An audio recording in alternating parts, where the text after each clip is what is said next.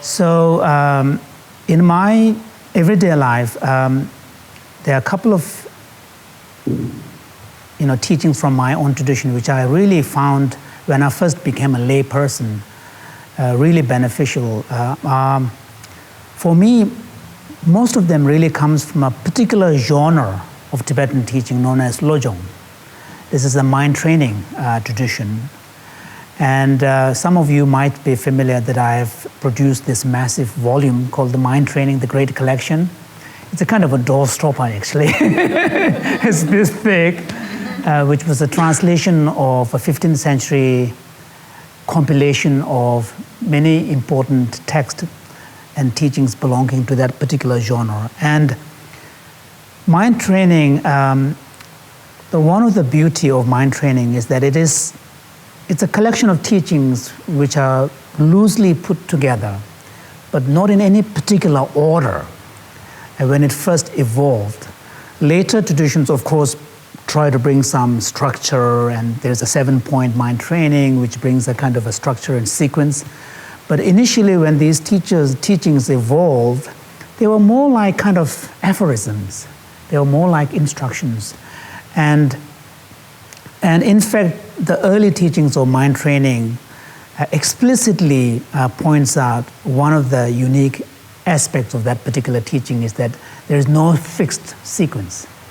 You can practice mind training in any order, and you can use the mind training techniques and methods at any level. So, and if you look at the essence of the mind training teachings, it really boils down to one way or another, observing your mind and coming to know it. And the beauty of this is that because most of us who are grown-ups, and particularly those who have gone through a sophisticated education system like in the West, or whether it's a monastic education like the one in Ganden, we are trained to use our rationality, and we kind of believe in the power of our own mind and thought. But unless you have done some spiritual practice or mental kind of meditation type practices, there's a level of self-awareness that is lacking, because we don't realize how actually we lock ourselves into a particular way of looking at the world and particular way of being in the world. And what the mind training teaching does is to make us step back and look at how actually, there is a beautiful line in one of the Buddha's very, very early teaching where he says that, we create our own world, and we live in a world that we create ourselves. Therefore, mind is primary. See, in other words, what the Buddha is saying is that we all feel that we are sharing the same world. And in a sense, that's true. The physical that we all inhabit is the same world, shared world. But the lived world is different for each one of us, because we as individuals bring our own attitudes, biases, perceptions, and emotions, and so on, into the world that we commonly share.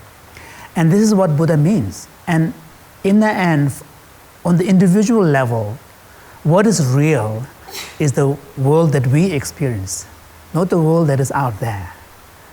So, and this is why the kind of the spiritual training and spiritual practice is really the key to personal transformation.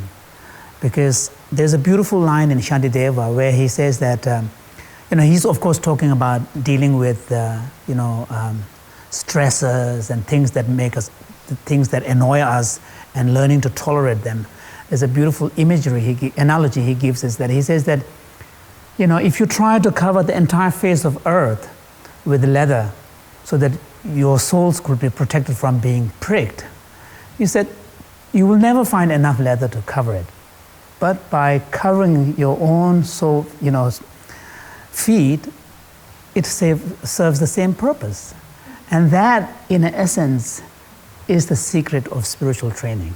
In sense, that's one of the reasons why the spiritual approach to life is effective, because it does not try to wait until the outside world is changed for you to make you feel happy. It sort of empowers you, and by changing yourself, you learn to be in the world in the way in which you want. And this is where the mind training approach really, in some sense, places the responsibility back on us as individuals. But the problem is sometimes, this kind of message can be misunderstood as suggesting that it's a very solitary, self-interested, self-absorbed pursuit. But that's not the case. And this is where, in the Tibetan tradition, there's a constant reminder of making sure that this kind of spiritual inner transformation is tied, intimately with a kind of a cultivation of our heart.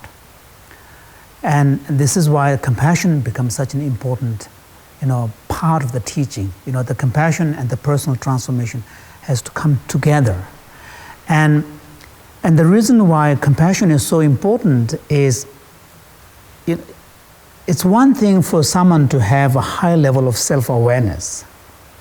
But if you have a high level of self-awareness, but if you don't have a kind of a value system that is constructive and beneficial that goes with it, then just having self-awareness alone really doesn't get you anywhere. It may make you more, I suppose, in control of your life. It may make you more efficient, and probably this is what a lot of people want. But a real spiritual transformation has to take place where the idea of a true freedom has to be real. I know in the West, freedom is such an important cultural value. And particularly in North America, it's probably, one could argue, this is the highest cultural value, actually. Everything else becomes secondary, So, and sometimes, of course, that cultural value gets, interpreted in very extreme ways, but everybody agrees that individual freedom and the idea of liberty and freedom is an important Western kind of liberal democracy's ideal. But from a Buddhist point of view, in some sense, the idea of freedom, if you don't have some degree of spiritual training, becomes kind of an illusion.